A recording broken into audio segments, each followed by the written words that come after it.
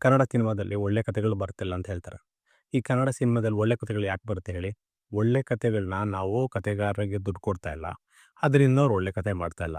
ಅದು ಬೇಡಪ್ಪ, ನಮ್ಮಲ್ಲಿ ದೊಡ್ಡ ಸಾಧಕರಿದ್ದಾರೆ. ಅವ್ರ ಕಥೆಗಳನ್ನ ನಾವು ಸಿನಿಮಾ ಯಾಕೆ ಮಾಡಬಾರ್ದು? ನಮ್ಮಲ್ಲೇ ಕ್ಯಾಪ್ಟನ್ ಗೋಪಿನಾಥ್ ಇದ್ರು. ಅವ್ರ ಸಿನಿಮಾ ಯಾರು ಮಾಡಿದ್ರು? ತಮಿಳವ್ರು ಮಾಡಿದ್ರು. ಆಮೇಲೆ ಶಾಕುಂತಲ್ ದೇವಿ ಇದ್ರು. ಅವ್ರ ಕಥೆ ಯಾರು ಮಾಡಿದ್ರು? ಹಿಂದಿಯವ್ರು ಮಾಡಿದ್ರು. ಈ ಥರ ನಮ್ಮಲ್ಲಿರೋ ಸಾಧಕರು ಒಳ್ಳೊಳ್ಳೆ ಕಥೆಗಳನ್ನ ಬೇರೆಯವ್ರು ಮಾಡ್ತಾ ಇದ್ರೆ ನಮಗೇನು ಸಿಗುತ್ತೆ? ಗೆಣಸು ಕೆರೆಯೋಕೆ ಏನೂ ಸಿಗಲ್ಲ. ಅದರಿಂದ ಸ್ವಲ್ಪ ಯೋಚನೆ ಮಾಡಿ. ನಮ್ಮಲ್ಲಿ ತುಂಬ ಸಾಧಕರಿದ್ದಾರೆ. ತುಂಬ ನಮ್ಮ ನಾಳಿದೆ ಎಂತೆಂಥ ರಾಜರು ಮಹಾರಾಜರಿದ್ದಾರೆ. ಅವ್ರ ಕಥೆಗಳು ಎಷ್ಟು ರೋಚಕವಾಗಿದೆ.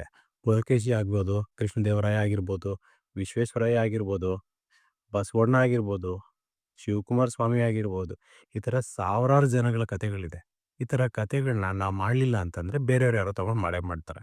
ಈಗ ಆಗ್ತಿರೋದು ಅದೇನೆ. ರಿಷಬ್ ಶೆಟ್ಟಿದು ಹೊಸ ಫಿಲಮು ಅನೌನ್ಸ್ ಆಗೋ ಚಾನ್ಸಸ್ ಇದೆ ಅಂತ ಹೇಳ್ತಿದ್ದಾರೆ. ಅದರಲ್ಲಿ ಕೃಷ್ಣದೇವರಾಯನ ಪಾತ್ರ ರಿಷಬ್ ಶೆಟ್ಟಿ ಮಾಡ್ತಾರೆ.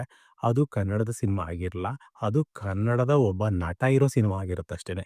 ಈ ಥರ ಆಗ್ತಾ ಇದ್ದರೆ ಕನ್ನಡ ಸಿನಿಮಾಗಳು ಬರೋದಿರಲಿ, ಕನ್ನಡದ ಪ್ರತಿಯೊಬ್ಬ ನಾಯಕ ಮತ್ತು ಕನ್ನಡದ ಪ್ರತಿಯೊಬ್ಬ ಸಾಧಕನ ಕತೆ ಕೂಡ ಬೇರೆ ಭಾಷೆನಲ್ಲೇ ನಾವು ನೋಡಬೇಕಾಗತ್ತೆ. ಅದರಿಂದ ನಿಮ್ಗೆ ಯಾರಾದರೂ ಒಳ್ಳೆ ಡೈರೆಕ್ಟರ್ ಗೊತ್ತಿದ್ದರೆ ಅವ್ರಿಗೆ ದಯವಿಟ್ಟು ಇದನ್ನು ಕಳಿಸಿ ಅವ್ರಿಗೆ ಹೇಳಿ, ನೀವು ನೆಕ್ಸ್ಟು ಸಿನಿಮಾ ತೆಗಿಯುವಾಗ ಸ್ಟೋರಿ ಇಲ್ಲ ಅಂತಂದರೆ ಈ ಥರ ಸಾಧಕರ ಕಥೆಗಳನ್ನ ಸೆಲೆಕ್ಟ್ ಮಾಡ್ಕೊಂಡು ಮಾಡಿ ಅಂತ. ಇದು ಒಬ್ಬ ಕನ್ನಡಿಗನಾಗಿ ನಾವು ಮಾಡೋ ಒಂದು ಸಣ್ಣ ಕರ್ತವ್ಯ ಅಷ್ಟೇ.